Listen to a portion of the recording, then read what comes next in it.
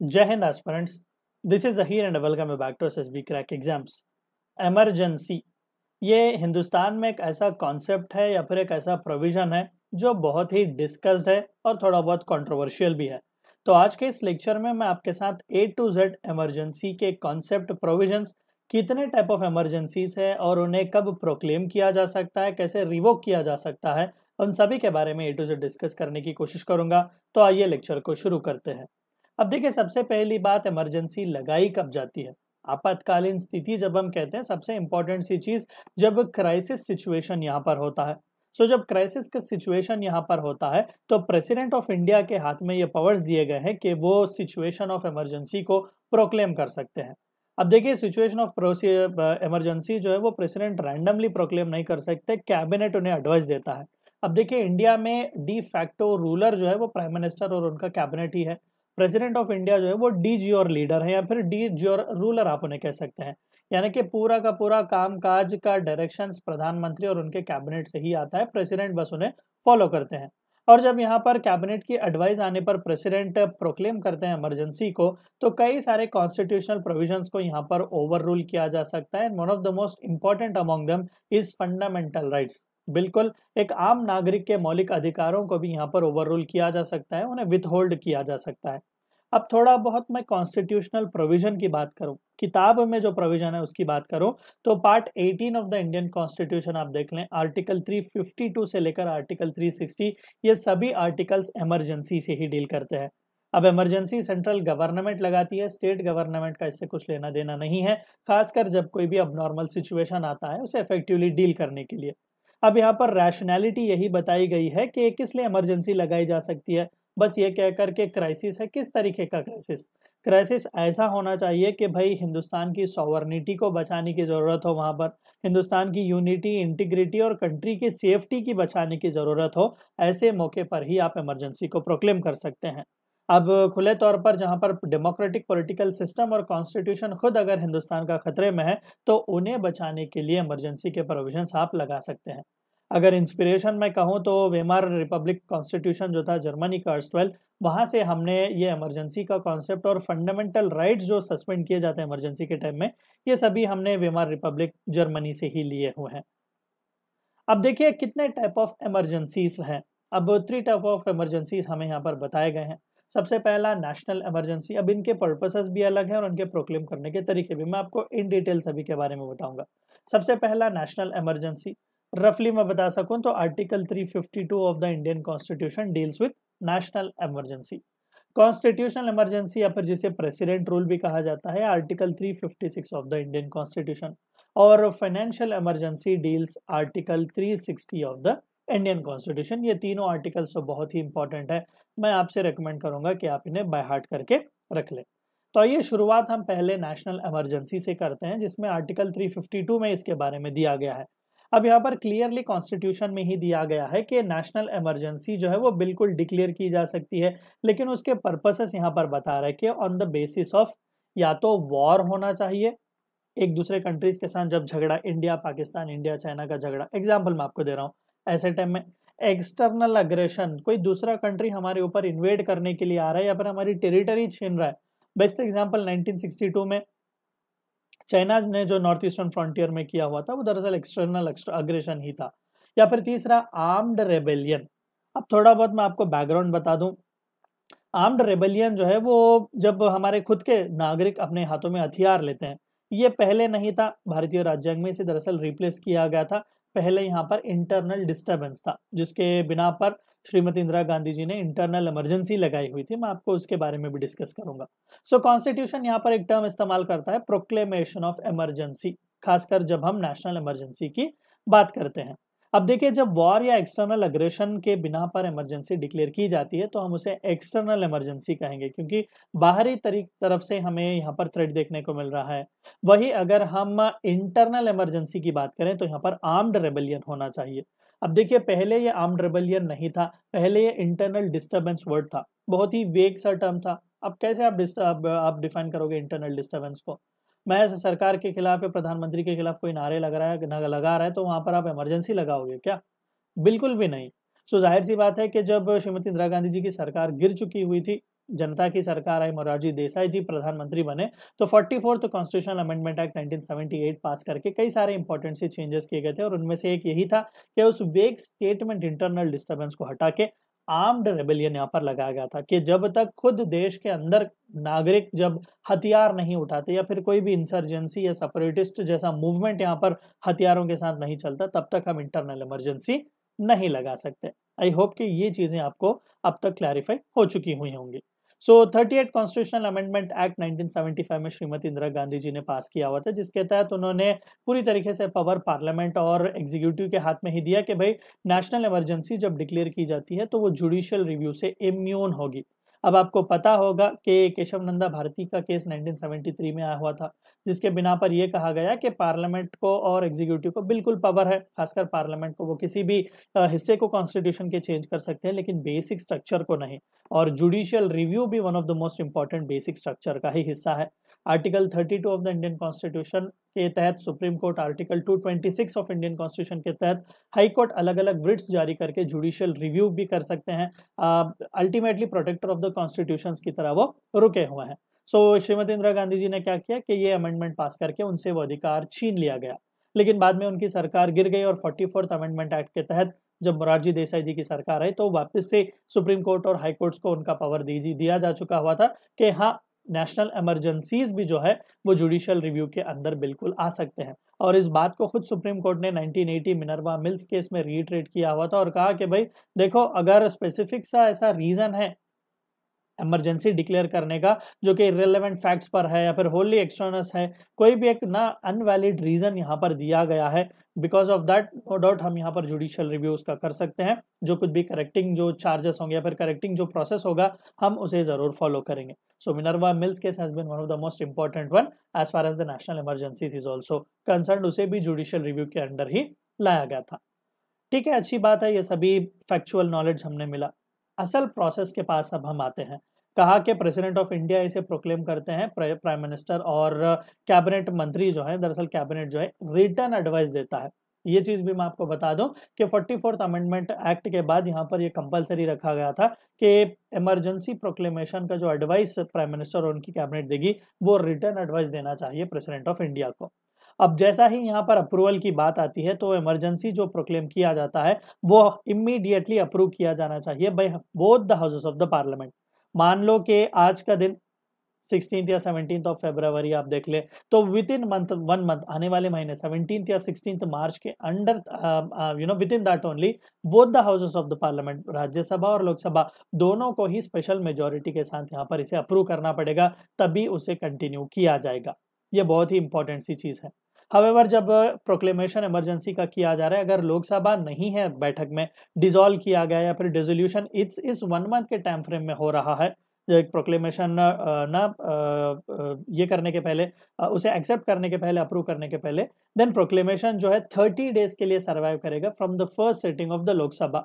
जब नई लोकसभा रिकॉन्स्टिट्यूट होगी या फिर जब उसका बैठक होगा, फर्स्ट 30 डेज के विद इन टाइम फ्रेम तक इमरजेंसी कंटिन्यू होगी, प्रोवाइडेड इसी मेन टाइम में राज्यसभा उसे अप्रूव करना पड़ेगा, क्योंकि राज्यसभा तो परमानेंट हाउस है, वो तो डिसॉल्व नहीं हो सकता। यानी कि घुमा फिरा कर बात यही कही जा रही है कि महज एग्जीक्यूटिव का अप्रूवल काफी नहीं है, आपको लेजिस्लेचर में एटलीस्ट राज्यसभा का तो परमिशन लेना पड़ेगा अगर लोकसभा बैठक में नहीं है। लेकिन अगर दोनों ही बैठक में है तो नो डाउट दोनों का ही अप्रूवल यहाँ पर चाहिए स्पेशल मेजोरिटी के साथ, और अगर दो हाउसेस स्पेशल मेजोरिटी के साथ इसे अप्रूव करते हैं तो इमरजेंसी फर्दर 6 महीने के लिए एक्सटेंड किया जाएगी। तो इस तरीके से 6 महीने करते करते आप इनडेफिनेट पीरियड तक भी उसे पुश कर सकते हैं। ये बहुत ही इंपॉर्टेंट सी चीज है। सो नेशनल इमरजेंसी को आप इनडेफिनेट पीरियड तक पुश कर सकते हैं, गिवन फैक्ट दैट दोनों हाउसेस ऑफ द पार्लियामेंट इसे हर 6 महीने में एक बार अप्रूव कर रहे हैं स्पेशल मेजोरिटी के साथ, तभी जो है वो नेशनल इमरजेंसी कंटिन्यू होगी। अगर रिवोक करना हो, बंद कर देना हो, तो क्या करेंगे? इसमें कोई भी झमेला ज्यादातर नहीं है। प्रेसिडेंट ऑफ इंडिया बस एक एग्जीक्यूटिव ऑर्डर पास कर सकते हैं, एनी टाइम वो सब्सिक्वेंट प्रोक्लेमेशन देख के उसे रिवोक कर सकते हैं, और सच रिवोकेशन के लिए पार्लियामेंट का अप्रूवल जरूरी नहीं है, बस प्रेसिडेंट अगर ऑर्डर पास करेंगे तो काफी होगा। सर, अगर एग्जीक्यूटिव रेडी नहीं है प्रधानमंत्री उनके कैबिनेट रेडी नहीं है, वो प्रेसिडेंट को रिवोक करने नहीं दे रहे हैं, अच्छी बात है। लोकसभा एकलौता काफी है, अगर लोकसभा सिंपल मेजोरिटी के साथ भी रिवोकेशन को पास करेगा, रिवोकेशन रेजोल्यूशन को पास करेगा कंटिन्यू करने से, डिसअप्रूव करने के लिए, तो यहाँ पर भी नेशनल इमरजेंसी को ड्रॉप किया जाएगा। तो ये भी अधिकार लोकसभा के हाथ में दिया गया है। चलिए थोड़ा बहुत हम इफेक्ट्स के बारे में बात करते हैं कि जब नेशनल इमरजेंसी लगाई जाती है तो किस रेंज ऑफ वाइड इफेक्ट्स हमें यहाँ पर देखने को मिलते हैं, पॉलिटिकल सिस्टम पर जो इफेक्ट्स यहाँ पर देखने को मिलते हैं। सबसे पहला, सेंटर स्टेट्स के रिलेशंस पूरी तरीके से बिखर जाते हैं। अब देखिए, वैसे भी हम जब रैंडमली बात करते हैं इंडियन फेडरलिज्म के बारे में तो हम उसे क्वाज़ी फेडरलिज्म कहते हैं या फिर यूनिटरी बायस के साथ कहते हैं, यानी कि सेंटर ही यहाँ पर बड़ा भाई है, ऑलरेडी स्टेट्स के ऊपर दबदबा सेंटर का है। लेकिन जब यहाँ पर इमरजेंसी लगाई जाती है तो पूरी तरीके से सेंटर और पावरफुल यहाँ पर बन जाता है और यहाँ पर 3 अलग अलग हेड्स के अंडर हम यहाँ पर पावर्स को डिस्कस कर सकते हैं। सबसे पहला, एग्जीक्यूटिव पावर, सेंटर पूरी तरीके से एंटाइटल्ड यहाँ पर हो जाता है और डायरेक्शंस देता है स्टेट को, किसी भी मैटर में हो सकता है और स्टेट को उसे फॉलो करना ही पड़ेगा। लेजिस्लेटिव मैटर्स में भी यहाँ पर पार्लियामेंट को एम्पावर किया जाता है कि स्टेट सब्जेक्ट में जो कोई भी सब्जेक्ट पर वो चाहे तो लेजिस्लेट यहाँ पर कर सकते हैं, इसमें कोई भी शक व शुबा नहीं है। तीसरा, फाइनेंशियल से भी रिपरकशंस हमें यहाँ पर देखने को मिलते हैं। प्रेसिडेंट जो है वो मॉडिफाई कर सकते हैं कॉन्स्टिट्यूशनल डिस्ट्रीब्यूशंस को, खासकर रेवेन्यूज जो सेंटर और स्टेट्स के बीच होते हैं। मान लेते हैं कि फाइनेंस कमीशन बिठाया गया है, उन्होंने कुछ अलग तौर पर एक फॉर्मूला दिया नेट प्रोसीड्स डिस्ट्रीब्यूट करने का, रेवेन्यू डिस्ट्रीब्यूट करने का, लेकिन जो कि इमरजेंसी लगाई गई है तो पावर यहाँ पर प्रेसिडेंट के हाथ में दिया गया है कि वो वहां पर भी ऊंच नीच कर सकते हैं। अब देखिए, मैं बार बार प्रेसिडेंट का नाम कह रहा हूं क्योंकि यहाँ पर असली प्लेयर जो है वो प्राइम मिनिस्टर और उनका कैबिनेट ही होगा, ये बात आपको ध्यान में रखनी पड़ेगी। लोकसभा और स्टेट असेंबलीज की भी जिंदगियों पर यहाँ पर इफेक्ट पड़ता है। अब देखिए, जो अपर हाउसेस हैं वो कंटिन्यूसली ना कंटिन्यूस बॉडीज ही हैं, वो डिसॉल्व नहीं हो सकते, लेकिन जो पॉपुलर बॉडीज हैं जहाँ पर रिप्रेजेंटेटिव्स हमें देखने को मिलते हैं, चाहे वो लोकसभा हो या फिर स्टेट असेंबलीज, वहां पर हमें कहीं ना कहीं लाइफ का टेन्यूर उनका एक्सटेंड होते हुए हम देख सकते हैं। तो लोकसभा की लाइफ जो है वो नॉर्मल टेन्यूर से 1 साल एट ए टाइम यहाँ पर एक्सटेंड हो सकती है, लेकिन उसे 6 महीने से भी ज्यादा एक्सटेंड नहीं कर सकते। हाउएवर, अगर इमरजेंसी सीज होती है ऑपरेशन में, यानी कि इमरजेंसी के खत्म होने के विद इन 6 मंथ्स तक ही यहाँ पर एक्सटेंशन दिया जा सकता है। सिमिलरली पार्लियामेंट, किसी भी स्टेट लेजिस्लेचर असेंबली का भी यहाँ पर टेन्यूर इस तरीके से नेशनल इमरजेंसी के टाइम में to a maximum extend push कर सकता है for 6 months until emergency has ceased to operate. तो नॉर्मल कार्यकाल भी यहाँ पर डिपेंड करता है इमरजेंसी लगने पर। फंडामेंटल राइट्स को लेकर भी यहाँ पर दबाव पड़ता है। ठीक है, क्लियरली यहाँ पर कॉन्स्टिट्यूशन में दिया जा चुका हुआ है कि सभी फंडामेंटल राइट्स जो हैं वो सस्पेंड होंगे। अगर सच बताएं तो फंडामेंटल राइट्स सस्पेंड नहीं होते, उन्हें पूरी करने के जो कॉन्स्टिट्यूशनल रेमेडीज है वो यहाँ पर इमीडिएटली सस्पेंड किए जाते हैं। अब देखिए, जाहिर सी बात है कि article 44th constitutional amendment act ने ये कहा कि जो आर्टिकल 19 है वो तभी सस्पेंड किया जा सकता है जब नेशनल इमरजेंसी लगी हो on grounds of war and external aggression, not in the terms of armed rebellion, जो कि freedom of expression and speech आपको दिया गया है। वही जब हम बाकी के फंडामेंटल राइट्स की भी बात करते हैं तो प्रेसिडेंट के हाथ में ये पावर दिया गया है कि वो एक ऑर्डर पास कर सकते हैं जिसके तहत वो बता सकते हैं कि कितने टाइम के लिए कौन से फंडामेंटल राइट्स को यहाँ पर सस्पेंड किया जा सकता है। और साथ ही साथ वो ये भी ऑर्डर के द्वारा कह सकते हैं कि सिटीजन को अब राइट नहीं दिया जाएगा कि वो रेमेडियल मेजर्स के लिए फंडामेंटल राइट्स को एनफोर्स करने के लिए किसी भी कोर्ट के पास जाएं, यानी कि रेमेडियल मेजर्स को सस्पेंड किया जा सकता है, फंडामेंटल राइट्स को नहीं। सो इनडायरेक्टली वही चीज तो होगी कि जब रेमेडियल मेजर्स आपको नहीं मिले जाएंगे तो फंडामेंटल राइट्स आपको नहीं दिए जा रहे हैं, that is what actually it is. तो यहाँ पर उस सस्पेंशन को भी जो है ना वो पार्लियामेंट के आगे, अप्रूवल के आगे आपको रखना पड़ेगा। लेकिन 44th कॉन्स्टिट्यूशनल अमेंडमेंट एक्ट ने चंद पावर्स जो है वो दिए हुए थे, उनके तहत उन्होंने ये कहा कि प्रेसिडेंट कोई भी राइट, फंडामेंटल राइट यहाँ पर सस्पेंड कर सकते हैं नेशनल इमरजेंसी के लगने पर। सिर्फ 2 गारंटीड राइट्स आर्टिकल 20 और 21 के तहत वो सस्पेंड नहीं कर सकते, बाकी के पूरे बिल्कुल सस्पेंड किए जा सकते हैं। कितने डिक्लेरेशंस अब तक हुए हैं? देखिए, अब तक 3 नेशनल इमरजेंसी के डिक्लेरेशंस हमने देखे हुए हैं। सबसे पहला जो था 1962 में, जब चाइना हमारे ऊपर अग्रेशन कर रहा था, सो देर पहली बार हमने यहाँ पर प्रोक्लेम किया हुआ था नेशनल इमरजेंसी, और जनवरी 1968 तक भी वो कंटिन्यू हुआ। दूसरा इमरजेंसी 1971 बांग्लादेश लिबरेशन का वॉर जब हो रहा था, इंडो पाक वॉर, तो वहां पर हमने इमरजेंसी लगाई हुई थी, और अभी वो कंटिन्यू ही हो रहा था कि तीसरी इमरजेंसी इंटरनल डिस्टर्बेंस के बिना पर श्रीमती इंदिरा गांधी जी ने लगाई हुई थी जून 1975, और अल्टीमेटली मार्च 1977 में दोनों इमरजेंसीज जो ऑलरेडी 1971 में थी उसको भी खत्म कर दिया गया। 1975 में जो इंटरनल डिस्टर्बेंस द्वारा लगाई गई थी उसे भी यहाँ पर खत्म कर दिया गया। सो ये नेशनल इमरजेंसी से रिलेटेड चीजें थी। थोड़ा बहुत प्रेसिडेंट रूल, दूसरे टाइप ऑफ इमरजेंसी के बारे में डिस्कस करते हैं। So article 356 of the Indian constitution describes about this. लेकिन यहाँ पर दो आर्टिकल्स हैं जिनके बारे में क्लियरली अंडरस्टैंड करना जरूरी है। सबसे पहला आर्टिकल 355। देखिए आर्टिकल 355 सिंपली ये बताता है कि सेंटर पर एक ड्यूटी रखी गई है कि वो ध्यान रखें कि स्टेट जगह गवर्नमेंट जो है या फिर स्टेट जो है वो कॉन्स्टिट्यूशन के हिसाब से चल रहा है, यानी कि कॉन्स्टिट्यूशनल मिशनरी वहां पर सही चल रही है। ठीक है, ये आर्टिकल 355। अगर सही नहीं चल रही है तो आर्टिकल 356 उसकी रेमेडी बताता है। आर्टिकल 356 कहता है कि अगर कॉन्स्टिट्यूशनल मिशनरी का फेल्यूर हमें स्टेट में देखने को मिलता है तो वहां पर सेंटर जो है प्रेसिडेंट रूल लगा सकती है, यानी कि प्रेसिडेंट के हाथ में भी यहाँ पर ये अथॉरिटीज दिए गए हैं कि किसी भी पार्ट किसी भी स्टेट में पर वो प्रेसिडेंट का रूल लगा सकते हैं। सो यहाँ पर भी टू काइंड ऑफ हमें प्रेसिडेंट रूल्स देखने को मिलेंगे। एक है आर्टिकल 356 के तहत जो कहता है कि प्रेसिडेंट इशू कर सकते हैं प्रोक्लेमेशन को अगर वो सेटिस्फाई होंगे कि भाई सिचुएशन स्टेट गवर्नमेंट की ऐसी है कि वहां पर कॉन्स्टिट्यूशन के प्रावधान के हिसाब से स्टेट मिशनरी चल नहीं रही है, तो वहां पर वो करेंगे। एक या तो गवर्नर का रिकमेंडेशन देना पड़ेगा या फिर दूसरा प्रेसिडेंट को लगना चाहिए कि हाँ वहां पर कुछ कॉन्स्टिट्यूशनल मिशनरी का फेल्यूर हो रहा है। अब प्रेसिडेंट को कब लगेगा कि कॉन्स्टिट्यूशनल मिशनरी फेल हो रही है? जब प्रेसिडेंट और कैबिनेट रिकमेंड करेंगे। और दूसरा आर्टिकल 365 कहता है कि सेंटर दिए गए हुए गाइडलाइंस अगर स्टेट फॉलो नहीं करता, कंप्लाई उन्हें नहीं करता, तो वहां पर भी प्रेसिडेंट रूल लगाया जा सकता है। छोटा एग्जाम्पल मैं अगर आपको दे दूं, मान लो कोविड में लॉकडाउन के टाइम फ्रेम में तमिलनाडु को यह कहा गया कि भाई लॉकडाउन लगाओ। अगर तमिलनाडु कहेगा कि मैं फॉलो नहीं करूंगा, मेरी मर्जी, तो यहाँ पर भी प्रेसिडेंट रूल लगाया जा सकता है। क्यों? क्योंकि आर्टिकल 365 क्लियरली कहता है कि सेंटर के जो डायरेक्शंस हैं उन्हें कंप्लाई करने पड़ेंगे, उन्हें फॉलो करना पड़ेगा। पार्लियामेंट्री अप्रूवल इसके लिए भी बहुत ही जरूरी है। दोनों हाउसेस पार्लियामेंट्री अप्रूवल इसे देना पड़ेगा from the date of issue. 2 months time frame यहाँ पर हमें दिया गया है। अगर लोकसभा सेटिंग में नहीं है तो विद इन 1 मंथ जब लोकसभा सेटिंग में आएगा तो लोकसभा को अप्रूव करना पड़ेगा, लेकिन with in that mean time Rajya Sabha को यहाँ पर अप्रूवल्स देने ही पड़ेंगे। मैक्सिमम कितने टाइम फ्रेम तक हम यहाँ पर पुश कर सकते हैं? देखिए वैसे तो 6 मंथ्स कर करके इसे आप पुश कर सकते हैं, मैक्सिमम 3 साल के लिए यहाँ पर विद अप्रूवल ऑफ पार्लियामेंट आप इसे फॉर एवरी 6 मंथ्स रिन्यू करके पुश कर सकते हैं। लेकिन अगर इलेक्शन कमीशन ऑफ इंडिया एक रिपोर्ट देता है कि भाई वहां पर इलेक्शंस नहीं किए जा सकते, तो यहाँ पर इंडेफिनाइट पीरियड के लिए भी पुश किया जा सकता है। लेकिन कई सारे ऐसे कमिटीज आए, उन्होंने रिकमेंड दिया कि भाई आप ना रफली इसे जैसा चाहे वैसा आप आर्टिकल 356 का इस्तेमाल मत किया करो, ये फेडरलिज्म पर बहुत ही नेगेटिव सा इफेक्ट दिखाएगा।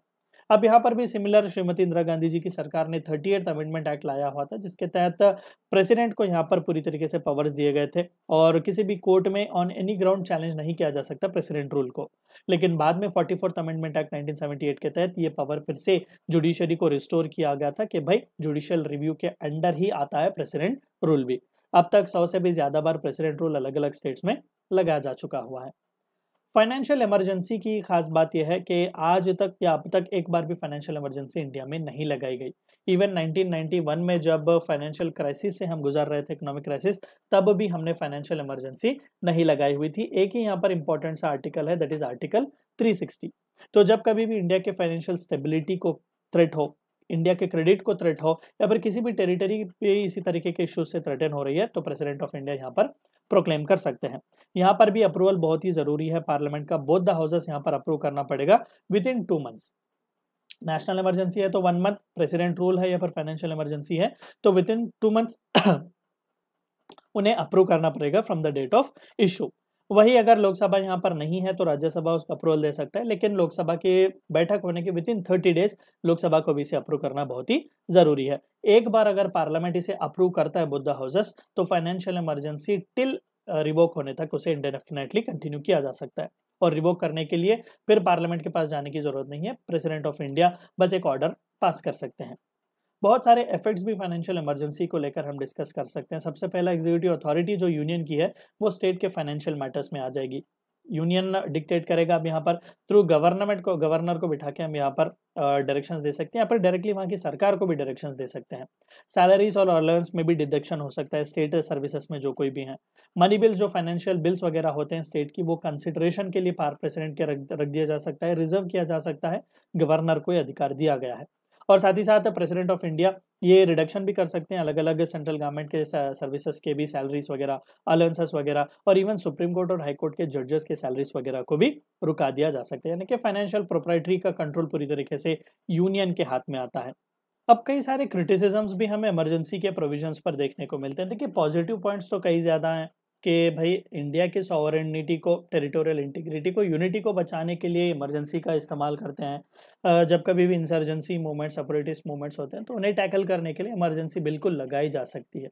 अब उसके क्रिटिसिजम्स भी ऐसे हैं कि सबसे पहली चीज़ तो फेडरल कैरेक्टर यहाँ पर पूरी तरीके से इंडियन यूनियन का चला जाएगा।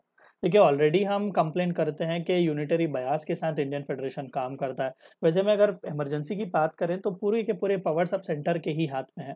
दूसरा, स्टेट्स जो है वो literally under the power of union executive, union legislature जाएंगे। एग्जीक्यूटिव हो या फिर लेजिस्लेचर हो, पार्लियामेंट और सेंटर ही यहाँ पर दबदबा अपना कायम करेगा और पूरी तरीके से उन्हीं के हाथ में सभी पार्ट्स होंगे। प्रेसिडेंट एक डिक्टेटर की तरह यहाँ पर काम करेंगे। अब देखिए प्रेसिडेंट को backbone no doubt prime minister और कैबिनेट ही है, उनका एडवाइस ही है, लेकिन यहाँ पर गवर्नर्स की मदद से डायरेक्टली प्रेसिडेंट यहाँ पर रूल्स एंड रेगुलेशंस बनाते हैं। तो पॉपुलरली इलेक्टेड जो सरकारें हैं, डेमोक्रेटिक इलेक्टेड जो स्टेट गवर्नमेंट्स हैं, उनका यहाँ पर मीनिंगलेस एक रोल हो जाएगा। फाइनेंशियल ऑटोनॉमी स्टेट की जो पूरी तरीके से निलफाई की जाएगी, क्योंकि सेंटर के हाथ में ही सब कुछ फाइनेंशियल प्रोप्राइटरी होती है। और सबसे इंपॉर्टेंट सा जो इफेक्ट हम कह सकते हैं, fundamental rights will become meaningless. The very remedial measure, heart and soul of Indian constitution, जो कि आर्टिकल 32 है, उसी को यहाँ पर सस्पेंड किया जाता है। So that becomes meaningless when it comes to the very fundamental rights. तो ये चंद इंपॉर्टेंट सी चीज़ें थी, आपको इमरजेंसी के बारे में जाननी थी। आई होप कि आपके पूरे डाउट्स क्लैरिफाई हो चुके होंगे। सो वीडियो को एंड करने से पहले आप सभी को एक और बार याद दिला दूं कि एसएसबी क्रैक एग्जाम्स के पास एसएसबी इंटरव्यू से related full fledge online course available है। हर महीने इसके नए बैचेस स्टार्ट होते हैं। अपने फ्रेंड्स के साथ भी इन्फॉर्मेशन शेयर कीजिएगा। We also provide you courses like India CDS, AFCAT and warrior written is a code which you should use so that you get 10% discount. Meet you next time, until then stay healthy, stay safe. Thank you for watching my lecture. जय हिंद। अगर आप एक defence aspirant हैं और SSB interview, NDA, CDS, AFCAT जैसे exams के लिए प्रिपेयर कर रहे हैं तो आप एसएसबी क्रैक एग्जाम्स के कोर्स को चेक करना ना भूलें। आप हमारी लर्निंग एप्लीकेशन को गूगल प्ले स्टोर से भी डाउनलोड कर सकते हैं।